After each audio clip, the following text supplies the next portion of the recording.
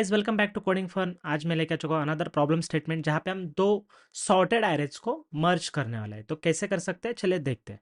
यहाँ पे रिक्वायरमेंट ये है कि हमें नया एरे यूज़ नहीं करना है, हमें num1 को ही अपडेट करना है और वो जो रिजल्टेंट एरे होने वाला है वो भी सॉर्टेड ही होना चाहिए। शुरू करते हैं, मैं आपको एक्सप्लेन करता हूँ हम करने क्या वाले।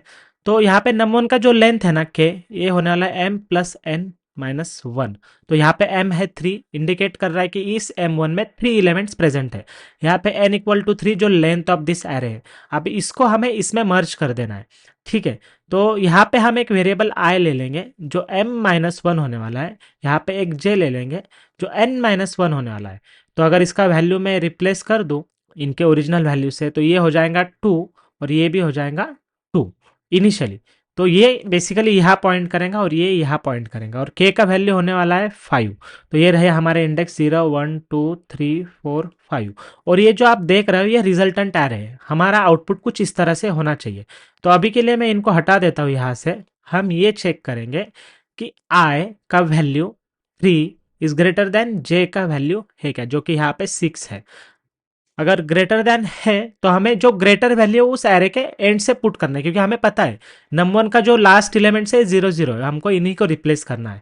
ठीक है, तो यहाँ पे 3 इज ग्रेटर देन 6 है क्या, नहीं है। तो हम num2 में जो प्रेजेंट है वो num1 के k में जो यहाँ पे पॉइंट कर रहा है यहाँ पे पुट कर देना है। तो ये 6 यहाँ पे आ जाएगा। इसके वजह से क्या हो जाएगा, j डिक्रीज हो जाएगा बाय 1, i जैसे के तैसे रहना है और k माइनस माइनस हो जाना है, तो k हो जाएगा 4।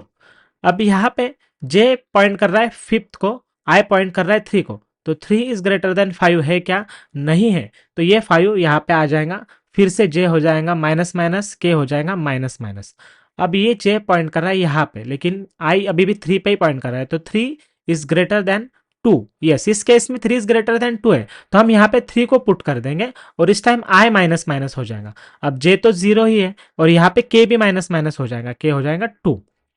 अब हमें क्या करना है, ये माइनस माइनस होके यहाँ पे आ गया 2 और यहाँ पे जो j है, j भी पॉइंट कर रहा है 2 को। तो 2 इज ग्रेटर देन 2 है क्या, तो नहीं है।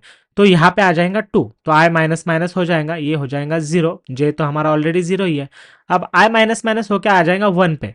तो 1 इज ग्रेटर देन 2 है क्या, नहीं है। तो ये जो 2 है ये यहाँ पे आ जाएगा, यहाँ पे j माइनस माइनस होके माइनस 1 हो जाएगा, k हो जाएगा 1। अब हमारे पास क्या बचता है, यहाँ पे बस i ही बचता है और ये ओरिजिनल एरे का ही एलिमेंट होने वाला है, क्योंकि हम num1 को ही मॉडिफाई कर रहे हैं। अब क्योंकि j माइनस वन हो चुका है, हमारा लूप ब्रेक होने वाला है, क्योंकि हमारा जो स्टार्टिंग कंडीशन होने वाला है वो num1 of i and num2 of j, दोनों भी एलिमेंट अगर प्रेजेंट होने वाले हैं तभी हम कंपैरिजन करेंगे। लेकिन इस केस में आप देखेंगे तो j माइनस वन हो चुका है, जो इंडेक्स एग्जिस्ट ही नहीं करता है, तो हमारा लूप ब्रेक हो जाएगा, हम लूप से बाहर आ जाएंगे। ऑल राइट गाइस, तो चलिए कोड में डाइव करते हैं। यहाँ पे मैंने बेसिक सा सेटअप कर लिया है। यहाँ पे मर्ज सॉर्टेड आ रहे हैं, यहाँ पे num1 m num2 n accept कर रहे हैं, i j k का वैल्यू मैंने निकाल के रख दिया है। अब ये यहाँ से मेन काम शुरू होता है हमारा, हम रिटर्न तो फाइनली num1 ही करने वाले हैं। तो if num1 of i is greater than num2 of j, ऐसा है तो हमें क्या करना है, num1 ऑफ k के अंदर num1 ऑफ i डाल देना है और यहाँ पे हम i माइनस माइनस कर देंगे।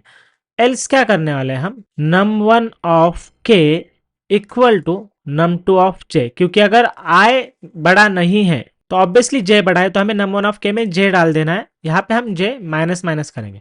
अब डजेंट मैटर ये जाता है ये जाता है, यहाँ पे हमें k माइनस माइनस करना है, क्योंकि कोई ना कोई एंट्री तो फिलअप होने वाला है, तो पीछे से हमें एक एंट्री पीछे माइनस माइनस करना पड़ेगा।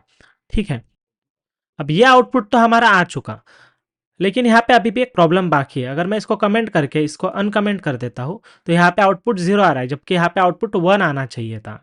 ठीक है, क्योंकि n यहाँ पे अवेलेबल है, बस यहाँ पे m का वैल्यू 0 है, तो हमारा जो सॉर्टेड एरे है वो गलत बता रहा है।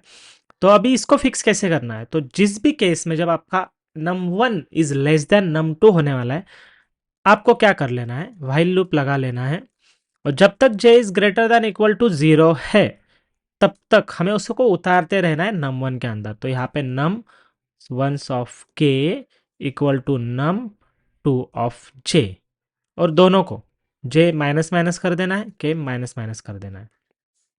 अगर अब आप देखोगे तो हमारा आउटपुट सही से आने लगा है ये। तो आई होप ये वीडियो आपको पसंद आया होगा। अगर पसंद आया तो प्लीज़ लाइक कीजिए। चैनल को अभी तक सब्सक्राइब नहीं किया है तो सब्सक्राइब कर लीजिए ऐसे अमेजिंग वीडियोस के लिए। एंड ये अमेजिंग वीडियो अपने दोस्तों के साथ शेयर कीजिए। मिलते हैं नेक्स्ट वीडियो में। Good bye.